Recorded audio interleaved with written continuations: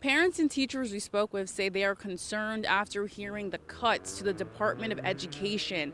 They're worried about the federal grants the state receives. I don't think that getting rid of the Department of Ed is not a big deal. I think it's a very big deal. Jennifer Sreeben-Pobb is a mom of 3, and her 2 oldest children are on IEPs, which is an individualized education program. So I'm concerned about the impact to IDEA. So that's the act that protects children with learning disabilities and allows them to have equal access to education. Lindsay Cook is a mom and educator and worries for Title I schools in our state.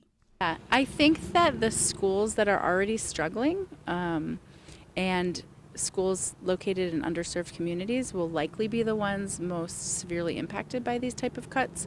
So unfortunately, it's taking resources away from the kids and the schools that probably need it the most. According to a Connecticut State Department of Education spokesperson, quote, "We have not had any funding interruptions for any of the federal programs administered by the Federal Department of Education." On Wednesday, President Trump reiterated his plan for education, saying it is better suited in the hands of the individual states. Aaron Boxer, a former special education teacher and the CEO of Diversified Education Services, believes this is a beneficial move. Cutting the DOE's workforce isn't about pulling teachers out of the classrooms. It's about cutting federal red tape that forces schools to focus on compliance more than actual teaching.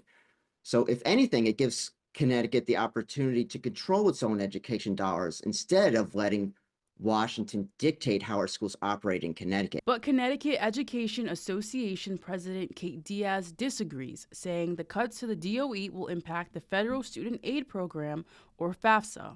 You know, we are one glitch away from people's student loans evaporating and creating confusion around what's my repayment structure now? Where do I send my money? How do I do this appropriately? So this is not something we can afford to get wrong. Diaz says when it comes to student loans, if you have them, you should download any necessary documents and stash them away. You should also stay on top of how much money you owe. In Hartford, Kate Pattyfoot, Fox 61.